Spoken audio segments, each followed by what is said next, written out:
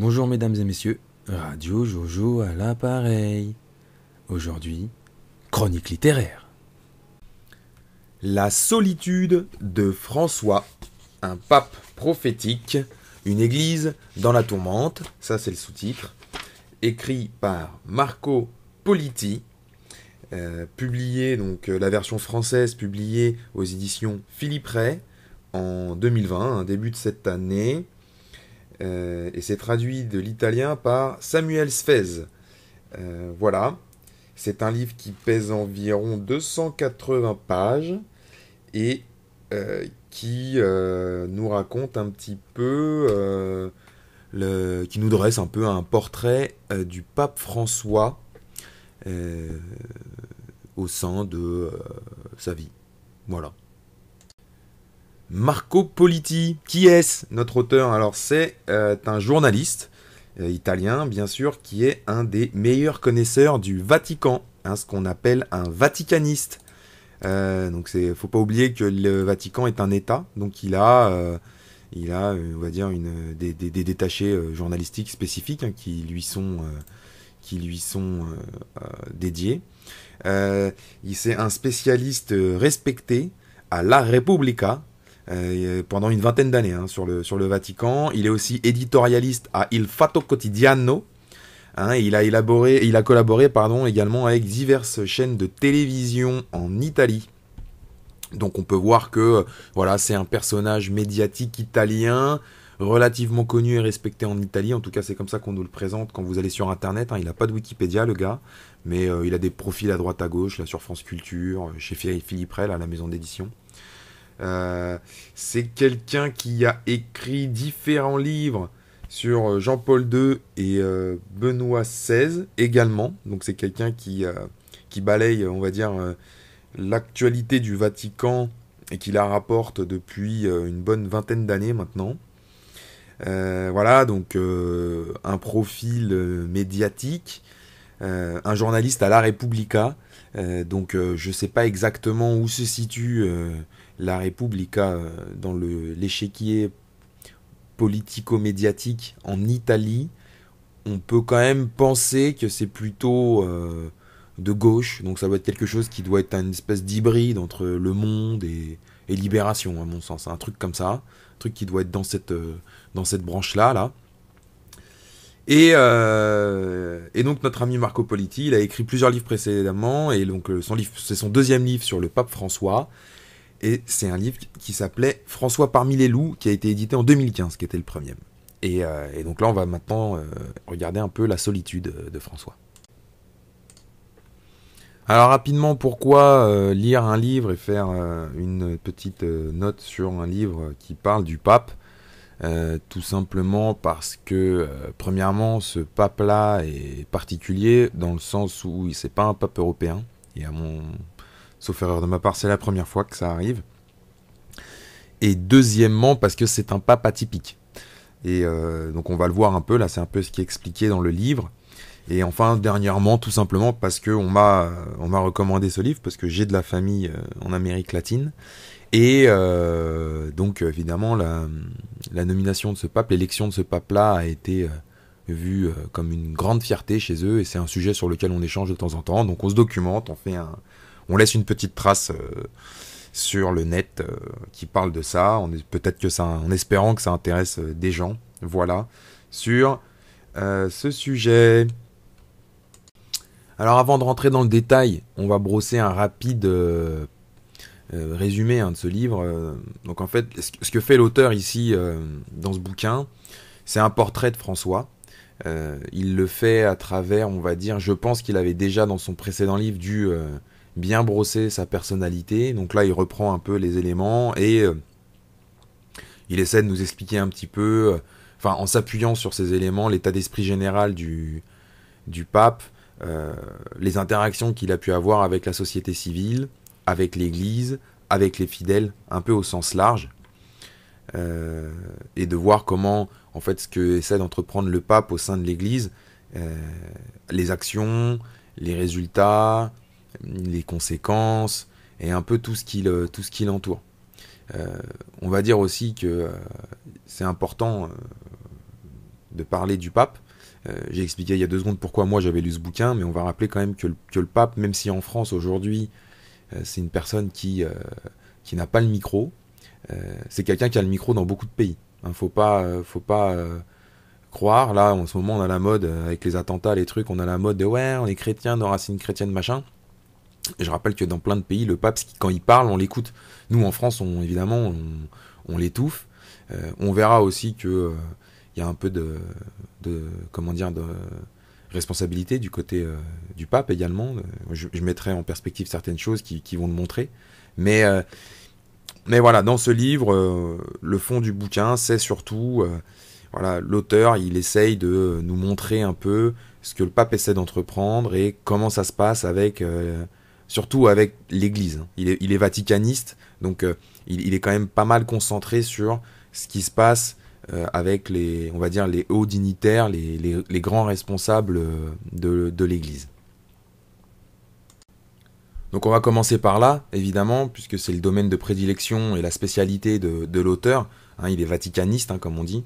Donc on va commencer par là, et on va voir que dans le livre, l'auteur nous explique avec de multiples exemples, donc sur lesquels je vais pas forcément m'arrêter, mais il y en a vraiment beaucoup, qui a globalement un rejet du pape, hein, par les épiscopats, par les archevêques, par les évêques, voilà, et ça, bon, évidemment, alors au sein du Vatican, j'ai pas lu le livre précédent, François parmi les loups, mais on comprend bien, avec ce livre-là, on voit bien que c'est François parmi les loups au Vatican, et que même, je dirais qu'en lisant le livre, en lisant ce que nous explique Marco Politi, comment ça se déroule pour le pape et la relation qu'il a avec les gens, avec on va dire ses homologues moins gradés que lui, mais qui sont quand même tous des prêtres, on se demande même comment il a pu être élu, le pape François.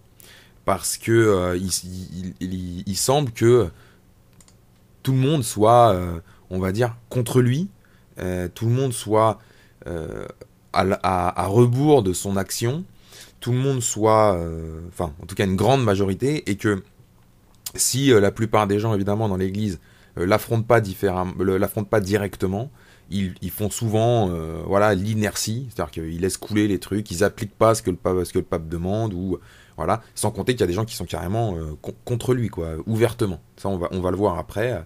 Alors c'est comme ça qu'on se demande, c'est vrai, comment c'est possible que ce Bergoglio, ce pape François, qui est plutôt un état d'esprit, on va dire, réformateur, qu'il a un caractère particulier, hein, il est décrit comme relativement solitaire ici, dans ce livre, comment c'est possible qu'il ait été élu après un pape comme Benoît XVI, qui lui était plutôt sur une ligne traditionnelle, pas du tout réformatrice. Ça, c'est une première question qu'on se pose, et c'est vrai qu'on se demande si... ça mériterait qu'on fasse une lecture un peu spécifique sur comment ça s'est passé l'élection, pour voir pourquoi le pape traditionnel qui était en place s'est retiré pour laisser la place à un pape, on va dire, réformateur, tout en sachant que le pape traditionnel qui s'est retiré habite toujours au Vatican, s'habille toujours en blanc, et il se fait toujours appeler sa sainteté. En tout cas, c'est ce que nous dit Marco Politi dans le livre. Donc on a l'impression aujourd'hui qu'on aurait une espèce de pape, un peu, hein, ce qui renvoie à des périodes historiques assez anciennes pour la papauté, et qui, n'est pas forcément bon signe, évidemment, puisque une institution à 2 têtes, c'est jamais bon pour son fonctionnement. Ce qui est assez clairement exprimé dans ce livre, c'est que le pape, en tout cas pour les cardinaux, hein, ils ont beaucoup le sentiment qu'il divise l'Église, hein, par ses actions, par sa façon de faire, par ses prises d'initiative, par son comportement.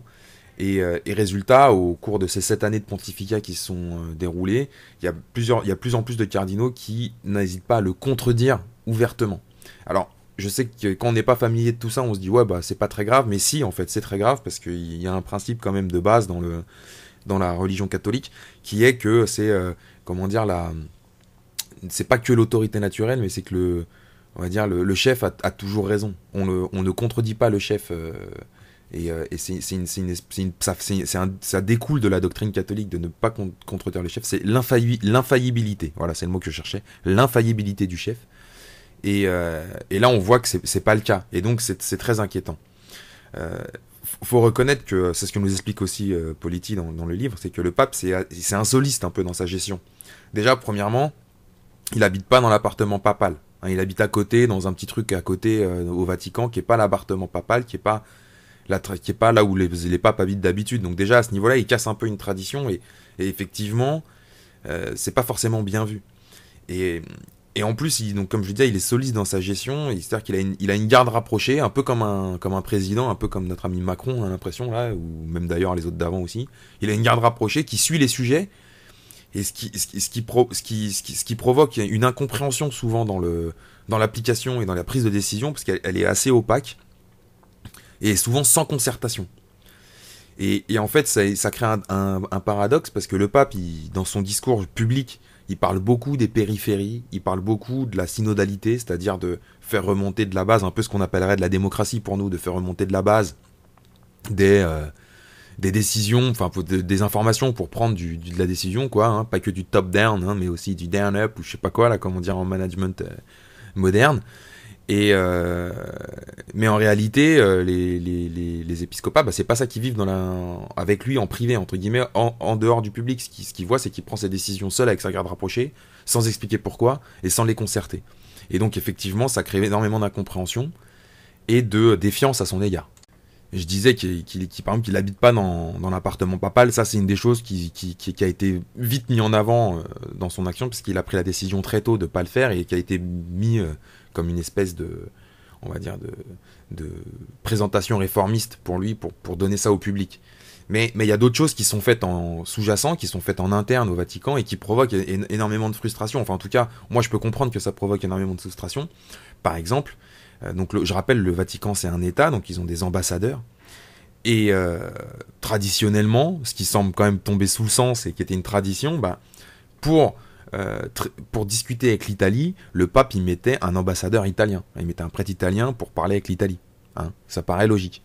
Lui, quand il arrive, non, il a décidé de mettre un Suisse. Bon, alors là un Suisse, c'est pas le fin fond du Far West pour les Italiens, mais ce que je veux dire, c'est que c'est bizarre comme décision, c'est pas forcément bien compris. Dans la même veine, il a mis un Vénézuélien comme numéro 3 du Vatican, hein, et pour s'occuper directement des églises en Italie. Là aussi, il a cassé ce truc-là. Et donc effectivement, il y a une relation fusionnelle, hein, ce qui est logique, parce qu'elle est charnelle entre le Vatican et l'Italie, puisque c'est le même territoire géographique. Et lui, il a coupé avec le fait qu'il y ait ce lien-là. Et donc évidemment, je vois pas, ça se comprend que ça peut être mal perçu et puis mal compris de sa part. Surtout que la justification, on ne sait pas trop ce que c'est. Je rentre pas dans le détail, mais c'est ce genre de choses. Le pape, il a aussi beaucoup rationalisé, il a réformé la structure du Vatican. Et en 2018, par exemple, pour la première fois, il a pris un laïc, c'est-à-dire pas quelqu'un pas un prêtre, quoi, en gros, pour diriger on va dire le ministère. Ça s'appelle un dicaster. C'est une subdivision de la curie, c'est-à-dire de tout ce qui aide le pape à gérer le Vatican et ça. Bon, en gros, il a mis un laïc comme pour diriger la communication du Vatican, un mec qui s'appelle Paolo Ruffini, qui est un journaliste, quoi. Donc voilà, diplômé en droit et tout, donc sûrement quelqu'un de très bien, mais effectivement, on peut comprendre qu'il y ait une incompréhension aussi à ce niveau-là, de la part du reste de la curie. Donc on voit bien qu'il y a de l'incompréhension, et en fait, cette incompréhension, elle se retranscrit aussi avec les fidèles. Hein. Donc il y a cette cassure avec on va dire les responsables, mais il y a aussi cette cassure avec les fidèles en direct. Comment dire, page 133, on nous le dit clairement, il y a une opposition contre le pape qui s'intensifie au fil du temps, hein. Et il y a 2 synodes, il a fait 2 synodes sur la famille en 2014 et 2015. En 2014 sur les divorcés remariés, pour la communion, ce genre de choses, et en 2015 sur l'homosexualité. Et l'auteur nous explique que ce qui s'est passé au cours de ces 2 synodes, ça illustre parfaitement la réalité pour laquelle François, il n'a pas de majorité, c'est-à-dire qu'il n'est pas suivi par les prêtres en général. Lors du 2e synode contre l'homosexualité, il y a eu une pétition qui a été faite contre la ligne du pape, hein, c'est-à-dire un peu d'ouverture, on va y venir après, un peu d'ouverture, tout ça, et juste pour chiffrer le truc, elle a recueilli 800 000 signatures. Et en face, évidemment, il y a quand même des gens qui le suivent dans l'église. Hein. Il n'est pas totalement tout seul non plus. Il n'est pas tout seul tout en haut. Il a bien été élu par des gens, donc voilà. Mais les pétitions qui vont dans sa ligne à lui, qui vont dans son sens, elles ont jamais dépassé les 100 000 signatures. Et là, on se rend compte que la base, les fidèles, ils comprennent pas ce qu'il est en train de faire le pape. On a une bonne verbatim, page 242, par le père jésuite Sparado, qui nous dit, là je cite, hein, ce n'est pas un pontificat nice, sympathique, c'est un pontificat dramatique, où des cardinaux attaquent le pape et où des athées le soutiennent. Donc là, on voit bien quand même qu'il y a un problème. On a une autre verbatim d'un chef scout de 30 ans, page 240, qui dit ceux qui se retrouvent dans le discours de François se sont éloignés de l'Église, et ceux qui sont restés ne s'y retrouvent pas. Et donc, le vrai problème, c'est que François, le pape, au départ, en ayant un peu ce décalage, il a cherché à aller sortir de l'Église, à aller chercher plus loin que l'Église. Hein. Ça, c'est son esprit un peu œcuménique, donc qu'on va aborder dans 2 minutes. Mais le problème, c'est qu'après 7 ans de pontificat, il n'y a eu aucun résultat. Et ça, l'auteur nous le dit. Hein. Il nous dit, voilà, après son élection, il y a eu un petit boom des confessions, hein, en Italie en particulier. Mais après 6 ans, il n'y a aucun prêtre qui vous dit qu'il y a des gens qui sont revenus à l'église à cause du pape. Et donc, quelque part, on peut dire que ce positionnement œcuménique, il n'a pas été bénéfique à l'église. Alors pourquoi ? C'est quoi le problème avec le pape ? C'est quoi sa ligne ? Qu'est-ce qui fait que il est rejeté ou isolé au sein de l'Église? Pourquoi la base se coupe de lui? Donc faut voir que le pape il a un esprit qui est autour de 2 axes et qui sont pas forcément bien perçus par les catholiques. Alors il y a un premier axe, c'est l'œcuménisme. Alors l'œcuménisme, qu'est-ce que c'est ? Il y a 2 définitions sur le Larousse qui sont très claires. C'est un mouvement qui préconise l'union de toutes les églises chrétiennes en une seule, c'est-à-dire réunir l'orthodoxie, le protestantisme, les multiples églises protestantes, l'anglicanisme, tout ce que vous voulez, et puis les catholiques.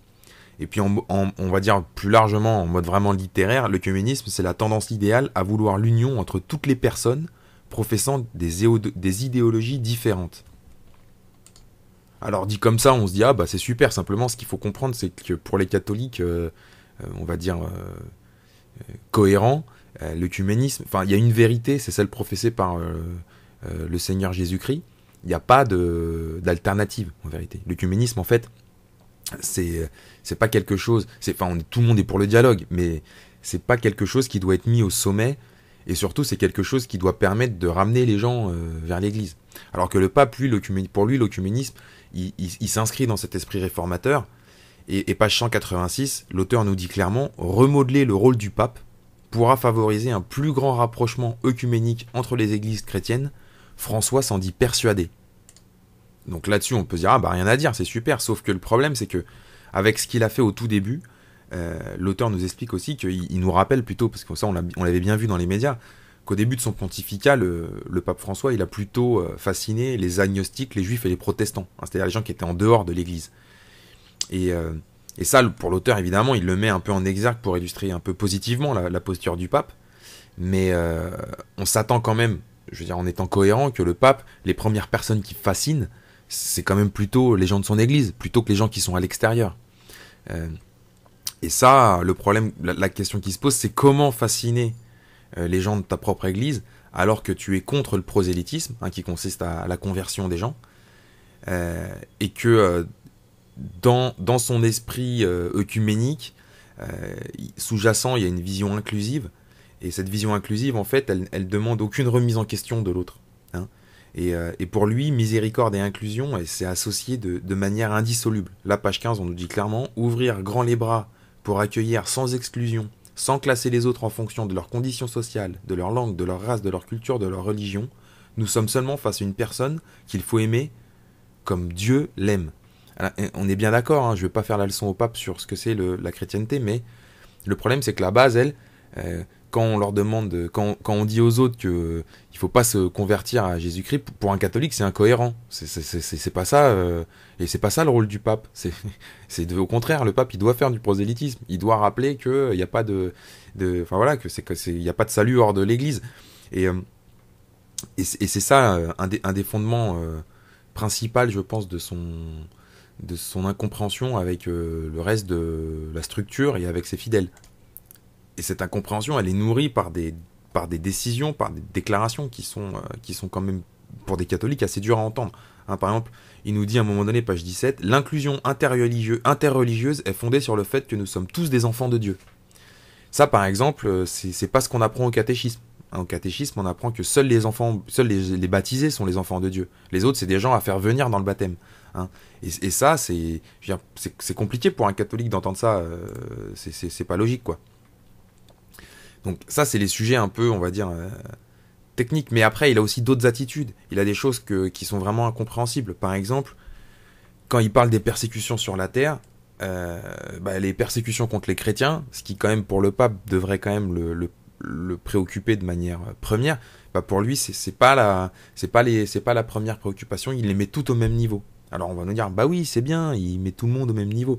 Sauf que à un moment donné, comment les catholiques de la base, ils peuvent ne pas être en rupture avec cette vision quand ils voient que en Égypte, au Moyen-Orient, ils se font persécuter et que si c'est pas le pape qui prend leur défense et qui parle d'eux et c'est qui alors qui va le faire? C'est comme ça. Et ça, c'est quand même. Mais ça veut pas dire qu'il faut pas parler du reste. Mais je veux dire que ça, quand même, pour le pape, a priori, les chrétiens, c'est central normalement. Et là, le pape, c'est pas le cas. On peut noter aussi que, par exemple, il a signé avec l'imam d'Al-Azhar un document sur la fraternité humaine, hein, pour la paix mondiale et la coexistence commune. Et là où il dit, et là il s'aligne sur le Coran, que c'est la volonté même de Dieu qu'il existe différentes religions. Et donc évidemment, dans notre société à nous, on va dire, ah bah c'est super, il est bien ce pape et tout machin. Simplement, encore une fois, pour les catholiques, c'est pas le catéchisme, c'est pas ça le catholicisme. Et donc que le pape tienne des positions et des propos comme ça, c'est extrêmement inquiétant, je dirais, pour lui. De cet esprit œcuménique, si vous voulez, ça propose une vision un peu trop inclusive du monde et de la société. Et ça, c'est ce que je disais il y a quelques secondes. Le problème, c'est que ça remet en cause quelque chose qui est un dogme des catholiques, qui n'a pas de salut en dehors de l'Église. Et pour le pape, c'est pas la réalité. Hein. C'est inconcevable pour le pape. Le pape, il dit non, si, on peut avoir le salut en dehors de l'Église. Alors que c'est pas possible. En tout cas, quand on est catholique, je veux dire. Après, chacun, voilà. Mais quand on est catholique, c'est quelque chose qui fonctionne pas, qui est pas cohérent. Et on le retrouve dans son comportement, encore une fois de plus. Par exemple, donc, j'ai parlé tout à l'heure de ce qu'il a signé avec un imam. Et par exemple, pour les 500 ans de la Réforme, il est allé en Suède et il a considéré que la Réforme faisait partie de l'histoire chrétienne partagée et qu'il était reconnaissant pour les dons spirituels et théologiques de la Réforme. Alors que franchement, alors je sais que c'est un pape qui est argentin, mais je vois pas comment le pape il peut applaudir la Réforme. Je veux dire, c'est totalement délirant comme positionnement, quoi. Et c'est ça le fond du problème, surtout que ça se traduit encore une fois par des prises de position sur le plan politique qui sont assez fortes et qui fractionnent, en tout cas qui l'isolent effectivement de la base. Quand par exemple, là, au bout d'un moment, donc, on va parler politique après, parce qu'il y a pas mal, il en parle pas mal dans le livre de l'action politique que fait le pape. Et quand il y a des manifestations anti-immigration en Pologne, donc ça c'est une des lubies du pape. Hein. Les migrants, vous allez voir après, on va parler de ça, c'est une des lubies du pape. Il parle énormément de ça.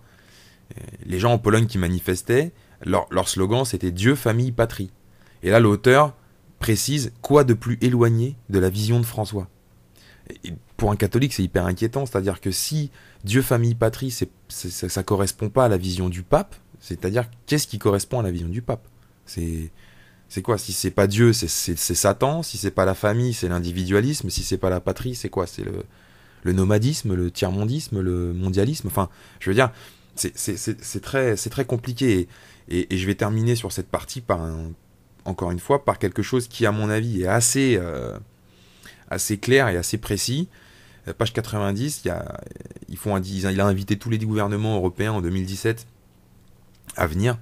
Et il leur a expliqué qu'il fallait que l'Europe revive dans des sociétés authentiquement laïques.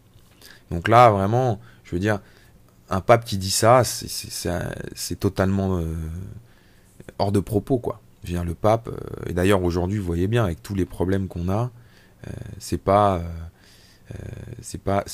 voilà, là aujourd'hui, c'est pas la tendance, et encore, c'est pas grave de pas être dans la tendance pour le pape, à la limite, c'est pas bête, mais je veux dire, aujourd'hui, justement, c'est la laïcité des fois qui pose le problème, c'est peut-être la perte des racines justement qui pose le problème, et lui, il nous dit non, il faut que ce soit authentiquement laïque, et sous-entendu, c'est-à-dire qu'il faut que ce soit ouvert à tous, tout le temps, partout, tout le temps. Et ça, vous allez voir, c'est une de ces marottes, et c'est ça qui est le problème. Donc après, l'œcuménisme, on a droit à un deuxième bloc qui est son esprit réformisme. Et donc, ça va de pair, hein, ça marche ensemble, c'est en tandem. C'est-à-dire que vous avez une vision qui consiste à dire que il faut discuter que l'Église catholique, c'est pas la référence absolue. Et donc, le pape, il cherche à adapter cette Église, qui n'est pas du tout sur ce créneau-là, comme on l'a bien compris, puisqu'il y a une rupture avec les autres, qui cherche à adapter cette Église en faisant des réformes. Et donc l'auteur nous explique, page 154, que le projet de François, c'est de démanteler l'arnachement monarchique et absolutiste de l'Église pour en faire une authentique communauté décentralisée, pour valoriser les évêques dans leur diocèse. Il invite à plus de liberté et d'adaptabilité quant à la doctrine par les évêques. Dans les faits, par exemple, c'est la possibilité de réintégrer les divorcés à la communion ou à la participation à la messe sans la contrepartie de l'abstinence sexuelle. Ou par exemple, un autre exemple, mais qui est assez significatif, c'est de ne plus faire traduire les textes liturgiques à Rome. C'est-à-dire que, par exemple, quand vous avez envie de traduire des textes avant, vous les envoyez à Rome pour que c'est Rome qui les traduise, au Vatican, quoi. Et ce qui paraît quand même assez logique. Là, maintenant, ils vont plus les traduire, ils vont juste les ratifier. Voilà. Ils vont juste dire, ok, c'est bon, on est d'accord avec la traduction. Donc c'est quand même... Et ça, alors on va dire, oui, c'est bien de décentraliser, machin, c'est bien. Sauf que c'est pas ça l'état d'esprit, et c'est pas ça le rôle du pape. Le rôle du pape, évidemment qu'il y a peut-être besoin dans l'église d'aller chercher des informations sur le terrain et de faire peut-être participer un peu plus les évêques. Ça, je pense que je suis pas expert, donc peut-être que ça peut avoir du sens. Mais par contre, quand il dit qu'il faut démanteler l'arnachement monarchique et absolutiste de l'Église, ça c'est profondément une erreur. C'est profondément une erreur. C'est justement parce qu'il y a une tête tout en haut pensante dans l'Église catholique que tu peux diriger un navire énorme comme ça. Et qu'il y a quelqu'un qui personnalise le truc. C'est ce qui permet que ça marche. Et là tu te dis, en faisant ça quelque part, il est en train de te protestantiser, quoi. Tu vois, il est en train de faire en sorte que chacun puisse faire un peu ce qu'il veut à droite à gauche, alors que non. On peut pas prendre de liberté avec la doctrine. Et donc, au fur et à mesure du temps, comme je disais, donc il y a plusieurs lettres d'évêques et de cardinaux théologiens qui disent que le pape, en fait, il professe des hérésies et qu'il est apostasié. Donc, juste pour préciser, l'apostasie, c'est le reniement de la foi chrétienne, en gros. Voilà. Donc, c'est pas mal il y en a beaucoup maintenant, des gens qui pourraient être classés là-dedans et qui sont, par exemple, des ultralibéraux catholiques, quoi. Je veux dire, ça marche pas. Voilà. T'es apostasié, en vérité. Tu vois, t'as abandonné la doctrine, tu peux continuer à paraître, aller à la messe et tout machin, mais si t'es d'accord avec l'ultralibéralisme, par exemple, t'es apostasié. Voilà, pour donner un exemple assez simple. Donc globalement, pour l'auteur, ce que nous explique l'auteur, c'est que globalement, François, avec les réformes qu'il met en place, il essaye de faire appliquer Vatican II. Donc Vatican II, on va pas expliquer ici ce que c'est parce que ça serait long. Mais c'est toute une série on va dire c'est une correction, ou plutôt un travesti de la doctrine catholique pour se coller un peu à l'esprit moderne.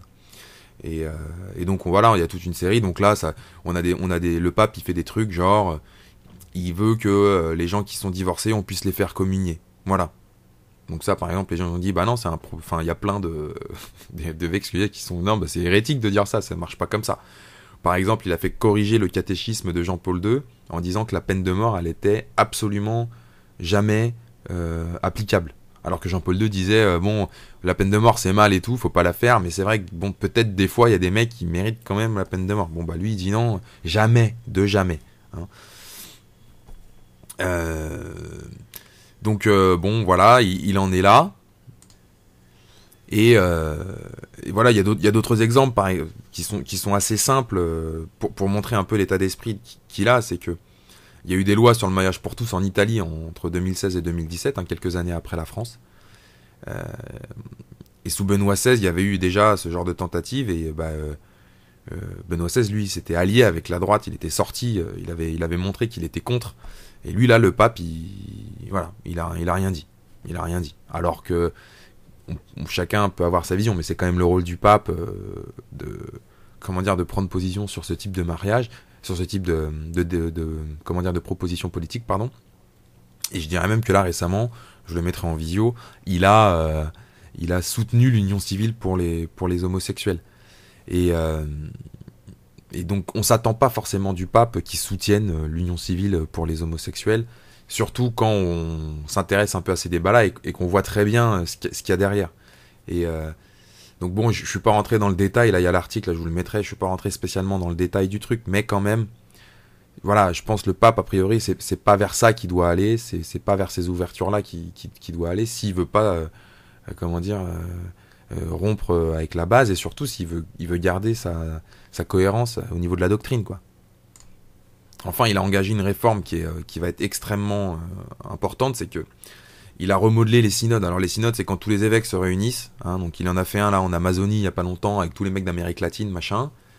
Et en fait, au cours des réformes qu'il avait proposées, c'est pour qu'il y ait plus d'informations qui remontent de la base, il avait proposé de faire une espèce de vote.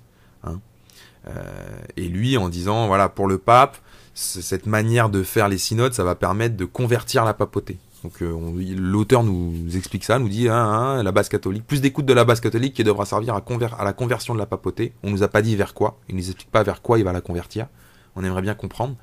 C'est pas expliqué malheureusement. Mais en fait, il démocratise le truc, quoi. Il démocratise le truc. Et donc à la fin, ça a donné quoi ? Ça a donné les viri probati. Alors les viri probati, c'est vrai que nous en France, encore une fois, tous ces trucs-là, on n'en parle pas parce que mais c'est la permission à des hommes mariés de célébrer les messes. Parce qu'en fait, ce qui se passe, c'est que dans les régions très reculées, donc là, c'était pour le synode sur l'Amazonie, en Amazonie, donc c'était en 2019, c'est l'année dernière, dans les régions très reculées, c'est compliqué d'avoir des prêtres. Et donc, ils ont dit, pour pallier au manque de prêtres là-bas, et je parle même pas des vocations, parce que ça, c'est un sujet, évidemment, qui est connexe, qui est transverse à toutes les religions, quasiment, le problème des vocations. Mais comme on n'a pas de vocation, eh bien, et que puis surtout qu'on n'a pas de prêtre parce que là on est au fin fond de l'Amazonie, ce qu'on va faire, c'est on va donner la permission à des diacres, donc c'est des hommes mariés qui ont pris une partie un peu de l'église religieuse, enfin des responsabilités religieuses, et on va leur permettre carrément de faire la messe, puis même de tout faire, de faire la messe, quoi, carrément. Et donc évidemment, dans ce synode-là, il y a des gens qui ont voté pour cette partie-là du monde, qui ont voté OK, à 2/3, les évêques, ils ont voté OK. Et ça, c'est un tournant majeur dans l'église, parce que maintenant que c'est fait là-bas, ça va pouvoir se dupliquer ailleurs. Et ce qui fait que maintenant, on va pouvoir ordonner prêtres, donc des diacres mariés, c'est-à-dire des gens qui n'auront pas donné leur vie pour le Seigneur. Et ça, encore une fois, c'est une manière détournée et insidieuse, mais de casser la tradition et de casser le fondement même du pacte que le prêtre il fait avec l'Église, c'est-à-dire que il donne sa vie pour l'Église. Donc on peut trouver ça bien, on peut trouver ça pas bien. On n'est pas en train de parler de ça. Ce qu'on est en train de dire ici, c'est que le pape, avec ces actions-là, il casse des choses qui sont très vieilles, très très vieilles. Et la rupture avec cette tradition-là, je vois pas en quoi c'est son rôle de faire ça. Je vois pas pourquoi il fait ça. C'est incompréhensible. Alors pour être totalement et honnête avec le pape, c'est vrai que il a rendu depuis, donc le livre était publié fin 2019, début 2020, et sur ce sujet des viri probati, il y a eu une note post-synodale, comme on dit, donc c'est une espèce de compte-rendu quoi du pape, de ce qu'il retient, de ce qui a été voté, ce qui n'a pas été voté, et sur les viri probati, il l'a pas mentionné dans cette note post-synodale, ce qui veut dire, exhortation apostolique post-synodale, pardon, pour être précis, et donc qui s'appelle Querida Amazona, et ce qui veut dire ma chère Amazonie, mais Querida c'est aimer, quoi, mon Amazonie aimée, on pourrait le dire en français plutôt, et donc il l'a pas retenu, donc là l'auteur s'était un petit peu avancer rapidement sur ce point, même si en effet, voilà, ça montre un mouvement de fond, peut-être que le pape initie, voilà, au sein de l'Église. Mais il est voilà, bon, là au moins sur ce point-là, il n'a pas été totalement, on va dire, têtu. Et il a dit aussi que les votes du synode, ce côté démocratique qu'il a instauré, ça veut pas forcément dire que c'est pas la majorité qui doit dominer la minorité. Donc il garde encore cette notion, on va dire, hiérarchique. Simplement, c'est une prise d'information. Donc pour l'instant, c'est bien. On peut dire qu'il dévoie pas le fondement de ce qu'il a instauré en allant à l'inverse de la tradition. Du moins, c'est le point de vue que moi je perçois en regardant cette affaire des viri probati. Alors effectivement, ça paraît incompréhensible, sauf si on se met dans la peau du pape et qu'on se dit qu'en fait le pape actuel, donc qui est arrivé là, je sais pas comment avec ces idées-là, mais il y est arrivé. En fait, c'est un gauchiste mondialiste, quoi. Et ça, c'est un peu le sentiment qui ressort du livre. Alors, le livre, évidemment, lui, le présente sous un aspect positif. Je rappelle que le Marco Politi, c'est le journaliste qui nous explique tout ce qui se passe. Il essaie plutôt de brosser un bon portrait de François. Je reviendrai à la fin sur ce commentaire. Il a travaillé à La République, hein. Donc La République, c'est pas forcément les meilleurs amis de l'Église. Et là, on va illustrer deux secondes simplement quand je dis ça. Alors, par exemple, première visite du pape quand il est élu, il va voir les migrants à Lampedusa. En septembre 2016, il reçoit Bernie Sanders, donc qui est classé communiste aux États-Unis, limite socialo-communiste rouge, quoi, dans l'échiquier. Dans l'échiquier politique américain. Par exemple, il fait un discours devant Obama en 2015, et le mec, il cite Martin Luther King. Alors, j'ai rien contre Martin Luther King, c'est un pasteur et tout, super, mais, enfin, je veux dire, c'est quand même un marqueur, quoi. Puis devant Obama, donc il y a le truc des Noirs, machin, enfin, je veux dire, c'est comme s'il validait ce communautarisme-là. En 2016, en mai 2016, il est décoré du prix Charlemagne. Donc ça, c'est le prix européen qui est donné chaque année pour la meilleure personnalité qui va aider à la construction européenne. Donc je veux pas dire, mais je vois pas pourquoi le pape il reçoit le prix Charlemagne. C'est un peu comme Obama qui reçoit le prix Nobel de la paix, quoi. Je veux dire, c'est quoi ce truc? Le mec, voilà. Alors en 2015. Il a reçu un transsexuel espagnol avec sa compagne en privé. Alors aussi on va dire ouais mais c'est pas grave et tout. C'est vrai qu'il n'y a pas mort d'homme, mais je veux dire il a des milliards de gens. Je pense qu'il a un agenda assez chargé, le pape. Pourquoi il reçoit un transsexuel espagnol? Parce qu'il lui a écrit une lettre et gna gna gna et truc. Mais je mettrai en visio aussi l'article du truc. Je veux dire, il y a des gens, il y en a plein, il y en a plein des gens en galère. Voilà, qui cherchent Dieu. Il n'y a pas que les transsexuels espagnols. Et puis il fait même des fois de l'affirmative action, là, de la discrimination positive, comme on dit en français. Parce qu'il a mis, donc à l'édition argentine du journal catholique El Soto Messaggero, là, je sais pas quoi, je sais plus comment ça s'appelle, il a mis un protestant parce que le mec est protestant. C'est-à-dire que c'est pas parce que il est bon, c'est pas parce que machin, c'est pas parce que truc, c'est parce que le mec est protestant. Il voulait un protestant là pour apporter soi-disant une vision différente et tout. Il manquerait plus que il y ait tout un truc sur... je sais pas moi, ce que vous voulez, enfin je veux dire, voilà, tout ça est assez inquiétant et on va rentrer dans le détail dans une seconde là. Ce qui ressort du livre quand on le lit, c'est que le pape, on a vraiment l'impression qu'il est totalement gauchisé, quoi, et pas sur il a toutes les cartes, hein, il coche toutes les cases. Donc par exemple, une de ses marottes, et vraiment un truc qui est répété dans le livre et que le pape sur lequel il s'est énormément arrêté, c'est la migration, les migrants. Donc déjà le pape, il est dans une version mondialiste de l'histoire, hein.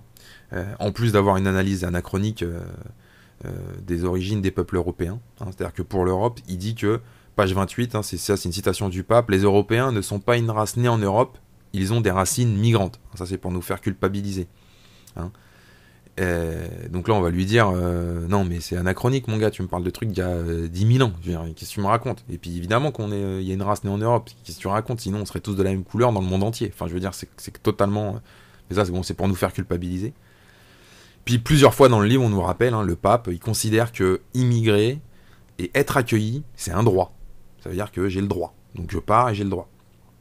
Voilà. Donc dans ce sens-là, évidemment, le pape, toujours, il défend les droits fondamentaux, la dignité des migrants. Il faut qu'elle soit protégée et défendue. Le problème de son raisonnement, et c'est aussi ça qui fait qu'il a un problème avec les gens, c'est que il dit ouais, faut accueillir, faut machin, mais il faut qu'on les accueille bien, dans le respect et tout. Mais jamais il donne une carte pour dire ça serait quand même bien. On sait que c'est des mafias qui tiennent ces trucs-là, on sait que c'est de l'exploitation humaine. Quand est-ce que les gouvernements ils vont taper sur la gueule des mafieux? Quand est-ce qu'ils vont faire cesser ça pour qu'on puisse retrouver une immigration qui soit cohérente au moins, je dirais pas sauvage comme elle est aujourd'hui, qui est un drame pour tout le monde. Bah non, le pape, ça jamais il en parle. Non, il dit il faut les accueillir, les migrants, ça s'arrête là. Et on a envie de dire, mais quand est-ce que tu vas nous dire qu'il faut défoncer la tête aux mafieux, quoi? Je veux dire, c'est ton rôle aussi, le pape. T'as le droit de dire, ouais, ok, les gars, je vous absous. Les gens qui font de l'exploitation à ce niveau-là, ben, vous avez le droit d'aller les chercher puis de les mettre en prison. Et puis d'appuyer là-dessus. Non, rien. En tout cas, dans le livre, il n'y a pas un mot là-dessus. Alors, je n'ai pas lu tous les discours, hein, mais bon. Voilà, il n'y a pas un mot là-dessus. Et alors, effectivement, le fait qu'il soit pro-migrant, comme ça, ça pose deux autres problèmes. Enfin, ça pose un autre problème, surtout, c'est que, par exemple, il parle jamais des classes populaires des pays développés qui reçoivent les migrants. Et là, moi, j'ai tapé sur Google, j'ai cherché, mais par exemple, le pape, il va à Lampedusa, il va laper les pieds des migrants qui viennent, qui sont tous musulmans, il les ramène en avion, machin, tout ce qu'on veut. Ok, très bien. Mais alors, les gilets jaunes, les mecs, ils ont défilé pendant 52 semaines à Paris, là, je sais pas combien de temps, il y a eu 50 actes ou je sais pas quoi, ils se sont fait tirer dessus au LBD tout simplement parce que les mecs, ils demandent juste un peu d'oseille, voilà, qu'on arrête de leur mettre la pression fiscale. L'église française, je mettrai en visio, elle a essayé de dire oui, il faut qu'on dialogue avec ces gens-là, il faut qu'on y aille, il faut qu'on machin, il faut qu'on truc. Le pape, pas un mot. Pas un mot. Alors qu'il a eu le temps de s'exprimer. Hein. Là, vous tapez sur Google, moi j'ai tapé sur Google, j'ai rien trouvé. Il a eu le temps. Ça a duré 1 an, le bordel. Bon. Alors, à croire que les gilets jaunes qui se prennent du LBD dans la tête, et dans les couilles, et dans les mains, et qu'on les écoute pas, et que rien du tout, bah, eux, ils ont pas le... Non. Mais les migrants, oui. Donc, et en plus, t'es obligé de les accueillir, machin. Le pape, t'as rien, obligé de les accueillir, machin. Donc, c'est totalement incompréhensible. Surtout que, en plus, la plupart d'immigrants, c'est même pas des catholiques, c'est des musulmans. Et bon, j'ai rien contre les musulmans. Et le pape, mais je veux dire, le rôle du pape, comme je le disais au départ, quand il y a des chrétiens qui sont persécutés, il doit quand même monter au créneau pour eux en première ligne. Je veux dire, c'est son taf entre guillemets. Bon, bah là, donc il y a les Français, c'est le pays d'à côté, des classes populaires, c'est à côté, avec un paquet de chrétiens dedans, ça c'est sûr. Et le mec, pas un mot. Pendant ce temps, il va laver les pieds des mecs à Lampedusa. Donc c'est vrai que tu te dis, bon, voilà. Et puis, le deuxième problème, c'est que ce côté pro-migrant, là, bah, ça l'entraîne sur un terrain politique, directement. Et donc, évidemment, le problème pour le pape, bah, c'est les populistes. C'est les populistes. Donc, le mec, par exemple, il s'est engagé contre Salvini, évidemment, en Italie. Donc voilà, ça c'est toute la période du livre, parce que ça c'est écrit jusque 2019, donc c'est toute la période du livre. Et il est engagé contre Salvini en frontal. Et alors, par exemple, au bout d'un page 35, on nous dit « Le pape s'inquiète de la montée des populismes et il a fait un colloque sur le thème de la xénophobie dans le contexte de migration mondiale. Pour lui, et là je cite, on cite le pape, c'est une urgence que les églises chrétiennes se mobilisent contre le souverainisme xénophobe. » Et là, on se dit, mais putain, mais il est complètement à l'ouest, le pape. Il croit que les gens, que l'Europe, là, qui a perdu les emplois industriels et tout, enfin, on va pas refaire le truc, hein. On lira un livre un jour dessus en particulier, mais je veux dire, tout le monde voit bien la situation, comment elle est. Et c'est comme ça, c'est naturel. Il y a un ultralibéralisme qui est en train de tout ratiboiser, et le pape, lui, il prend parti pour quelque chose enfin, il prend pas parti pour les gens qui souhaiteraient mettre fin à tout ça. C'est quand même surréaliste, quoi. Et il a même fait une conférence internationale à Rome en septembre 2018. Alors là, le titre de la conférence est tout simplement, mais magistral, xénophobie, racisme et nationalisme populisme dans le contexte de la migration mondiale. C'est une conférence qui aurait pu être tenue à l'Institut Jean Jaurès ou à Libération. Enfin, je veux dire, c'est les mecs d'Extinction Rébellion, ou les Antifas, c'est à peu près le genre de truc auquel ils pourraient participer, quoi. Je veux dire, c'est quand même assez dramatique. Surtout qu'en plus, il a un biais de compréhension de la situation, parce que pour le pape, en fait, c'est les nationalistes, donc c'est comme ça que c'est écrit dans le truc, donc qui fomentent la peur des migrants et qui sèment la violence, la discrimination raciale et la xénophobie. Donc c'est pas du tout le fait que ce soit incontrôlé, c'est pas du tout le fait que les mecs qui viennent, ce soit très compliqué pour eux de s'intégrer, notamment quand t'es submergé, que t'as aucune structure pour le faire, pas de boulot, que à peu près tout déraille dans les pays. Mais le problème, en fait, c'est Salvini qui a été élu. C'est à cause des mecs comme Salvini qu'il y a la peur des migrants. Sinon, les gens, ils accueilleraient les migrants à bras ouverts s'il n'y avait pas des gens qui les pousseraient à regarder la réalité factuelle. Hein. L'écart de richesse, le fait qu'il y ait 1% de la population qui c'est 80% des richesses, non, c'est pas ça le problème. Le problème, c'est les nationalistes qui fomentent la peur des migrants.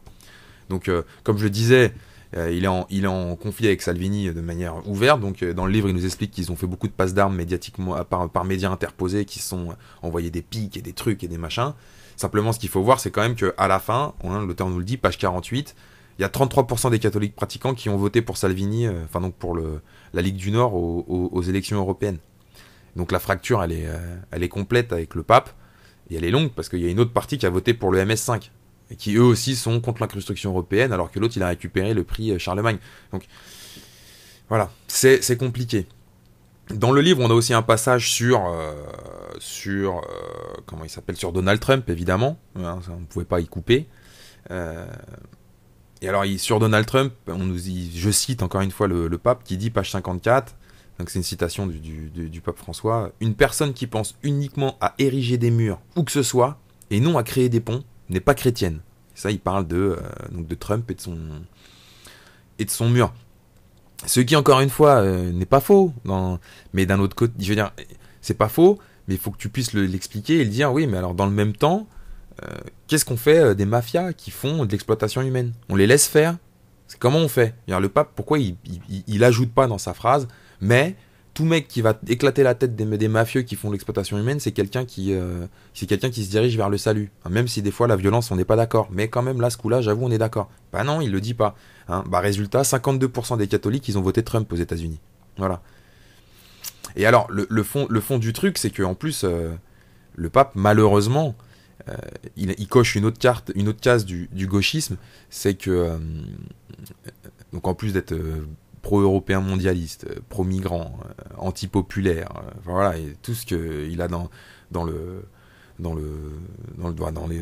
portefeuille gauchiste, bah vous avez aussi la carte lâcheté, quoi. Et ça, malheureusement, c'est un peu triste, mais on le voit, page 69, quand il y a eu Netanyahou en Israël qui a fait la déclaration en disant l'Israël, c'est l'état du peuple juif, en reléguant les Arabes à un statut de sous-citoyen. Bah, le pape, il a rien dit. Il n'est pas monté au créneau. Alors qu'il aurait dû quand même... Je veux dire, tu es en train de saouler, tu es en train de dire que Salvini, qui est soi-disant nationaliste, c'est pas bien ce qu'il fait, gna gna gna gna gna. Et quand c'est Netanyahou qui est 100 fois plus dur, qui le dit, et qui dit carrément que dans son état, il va y avoir deux types de citoyens, ah bah tu dis rien, et tu laisses les églises locales prendre la parole. Voilà. Et alors après, il a eu donc ça a été rapporté par le président du World Jewish Congress, je sais plus comment il s'appelle, là j'ai pas noté son nom, pendant une rencontre privée, le mec sorti du Vatican a dit, le pape a dit que attaquer les juifs c'est antisémite, et qu'une attaque délibérée contre l'État d'Israël c'est également antisémite. Donc là il coche Manuel Valls, quoi. Je veux dire, le pape il raconte la même chose que Manuel Valls. Donc je veux dire, il est pro-européen comme Macron, et comme plein d'autres. Il est sur les migrants, il a le même discours que Cohn-Bendit et Glucksmann.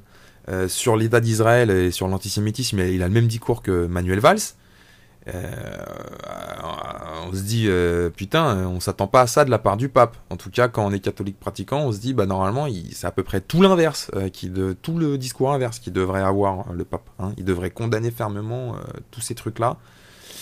Même s'il y a des choses qui sont réelles, effectivement, accueillir l'autre, machin, pas de problème, mais dans quel contexte et comment c'est fait? Parce que c'est ça le fond du truc, hein. C'est pas juste on accueille bêtement, machin. Donc c'est totalement, c'est du double discours, et c'est vrai que, voilà, globalement, ce pape semble être totalement gauchisé.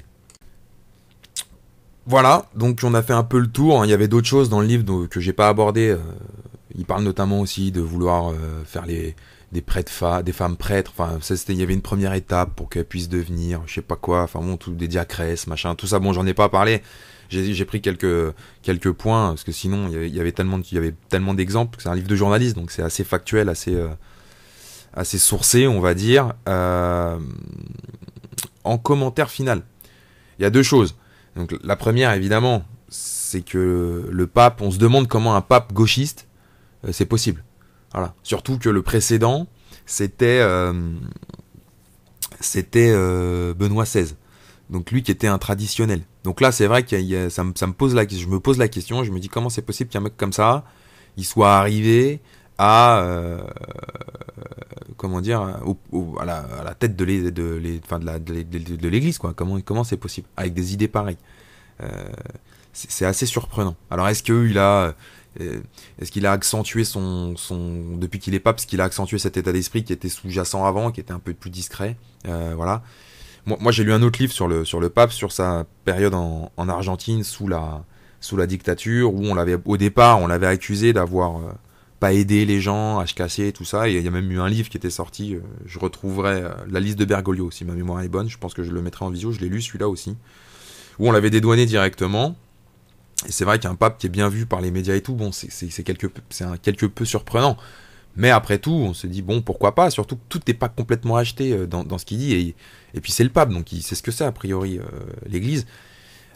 Donc est-ce que Marco Politi, quand il écrit Pape prophète, une église dans la tourmente, il a totalement raison? Je ne sais pas, je ne crois pas. En tout cas, la perception qu'on en a aujourd'hui, c'est que c'est pas ce qui est en train de se passer. Dans le livre aussi, il y a tout un passage sur la pédophilie que j'ai pas abordé non plus, parce que c'est des banalités de ce qu'on entend tout le temps, avec des chiffres de ce qu'on entend tout le temps. Enfin, ça avait pas en rapport avec François. Bon, il a fait des réformes aussi, et il y a des trucs qui vont dans le bon sens. Ça, il y a pas de problème. Mais c'est sur le fond, voilà, que je voulais montrer un peu la mentalité du pape, pas sa psychologie, mais sa façon de voir les choses, sa vision. Et c'est vrai que la première question qui vient quand on a lu ce livre, c'est comment il a pu être élu. La deuxième question qui vient quand on lit ce livre, et on se demande à quel niveau l'auteur il est vraiment sincère dans son portrait. C'est-à-dire que il nous en fait un portrait très bon, le pape. Enfin, tout ce qu'il fait, c'est bien, c'est super, les actions, les réformes, les trucs. C'est vrai que l'auteur est très pro-François quand on le lit. Et moi, c'est vrai que à travers ça, il attaque la tradition catholique, la doctrine, on va dire, authentique, catholique, je dirais. Les traditionalistes, hein, ils pointent des noms, là, Monseigneur Vigano, machin, on est aux États-Unis, il met d'autres noms comme ça à droite à gauche. Bon, il y a une assez grande absente, ils en parlent rapidement, là, parce que le pape, il a pas voulu venir faire la messe, la première messe après Notre-Dame aussi, bon, au passage, un peu bizarre, mais bon. C'est la France, évidemment, qui est pays qui est totalement passé sous silence dans ce livre. Et là, on se dit, est-ce que, en faisant ça, en fait, l'auteur, il cherche pas juste à acheter de l'huile sur le feu, quoi. En faisant passer François pour un mec solitaire au milieu des loups, machin et tout, il cherche pas encore à plus fracturer on va dire l'Église. Ça peut se poser comme question. Ça peut se poser comme question. Peut-être pas, il est peut-être de bonne foi, et peut-être qu'il trouve, lui, en même temps, un mec de la Repubblica, c'est sûr, les réformes, il va te dire, c'est super. Bon, ce problème, c'est que dans l'Église catholique, ça marche pas. C'est pas comme ça, c'est pas la vision du truc. Donc bon, voilà. Donc c'est vrai que ce pape qui est voilà réformateur chevronné, qui est un peu entêté aussi, parce des fois il nous le montre dans le livre, quand il se prend des contestations, il change un peu son axe, sa vision. C'est pas un mec qui est pas un dictateur, mais il est quand même très arc-bouté sur ses idées. Et là on se dit aussi en lisant ce livre que ce désamour envers le pape, il va continuer de grandir, ça va continuer d'augmenter, sachant que bon, le mec a 80 ans, Bergoglio il a 80 ans. Donc il va encore durer quelques années a priori, et ce truc là ça va continuer de monter, parce que lui il va continuer d'aller vers là où il va, et les gens vont continuer d'appuyer sur le frein, parce qu'ils sont tout simplement assez surpris des prises de position qu'il prend. Et enfin, le dernier point qu'on peut relever entre guillemets, ou la dernière question qui vient à l'esprit, c'est si on a un pape comme ça à l'église, dans quel état elle est? Dans quel état elle est, cette église? Dans quel état mental elle est par rapport à sa doctrine, par rapport à tout ce qui fait, on va dire, le substrat spirituel et intellectuel de l'église? C'est quand même assez choquant, quoi. Et, euh, et alors, j'ai envie de dire, on a une lueur d'espoir pour eux, parce que le dernier commentaire, du livre, c'est un théologien qui le dit. Alors attends, il s'appelle comment là? Je vais le lire parce que voilà, c'est Kung, c'est un théologien, le grand théologien de Tübingen, Hans Kung, qui est qui doit être un Allemand, je pense, hein, qui est un grand théologien, donc je sais pas qui c'est, mais qui dit, ah non, c'est pas lui qui dit, c'est Damiano Modena, le cardinal Martini, voilà, pardon, le cardinal Martini, donc ça non plus je sais pas qui c'est, mais qui dit que en fait actuellement on ne pourrait pas faire un Vatican III parce que le Vatican III serait plus un retour en arrière que aller vers l'avant. Et là on se dit en fait au final est-ce que ce passage de Bergoglio, le fait qu'on ait désisté, que ce soit lui qui soit mis là, est-ce que quelque part c'est pas une bonne chose pour l'Église? Est-ce que peut-être l'Église finalement après va pas faire le tour un peu de ces questions-là et puis comprendre certaines erreurs qui sont faites et revenir sur les fondamentaux et reprendre la parole sur les sujets sur lesquels elle doit prendre la parole, en incluant évidemment les migrants par exemple. C'est un sujet qui est dramatique et l'Église elle doit se positionner là-dessus, mais de manière cohérente et compréhensible pour tout le monde, que ce soit pour les fidèles ou pour on va dire les laïcs ou les non fidèles, quoi, ceux qui sont derrière, et qu'elles redeviennent attractives en vérité, parce que c'est ça un peu le problème de l'Église aujourd'hui, c'est que sa puissance d'attraction, elle est un peu voilà, dans les pays développés je parle en particulier, elle est un peu distendue elle est réduite, et cette force d'attraction elle doit être incarnée par un personnage qui lui aussi est capable de l'incarner. Et là aujourd'hui, avec ce pape-là, effectivement, on se dit que c'est extrêmement compliqué. Donc une lueur d'espoir quand même pour l'Église qui aujourd'hui pourra peut-être avoir après ce temps difficile on va dire de fracturation interne, peut-être retrouver une colonne vertébrale intellectuelle qui soit cohérente pour tout le monde. Et dont le monde a besoin, parce que qu'on soit catholique ou pas, voilà, c'est nécessaire que l'Église, qui est une structure indépendante, puisse parler de manière cohérente et mettre le doigt sur les vrais problèmes. Voilà. Hein. Voilà, j'espère que ça vous a plu. C'était la petite conclusion de ce livre, La solitude de François. J'espère que vous allez bien. On est le 3 novembre à 12h55. On est confiné, on est sous masque obligatoire. On a bientôt un plug anal dans le cul. Non, je déconne, mais ça va pas tarder, je pense, qu'on nous raconte des conneries pareilles. Et gardez le courage, gardez le sourire. Aimez-vous les uns les autres et sont pour votre prochain. Soyez courageux et je vous embrasse fort.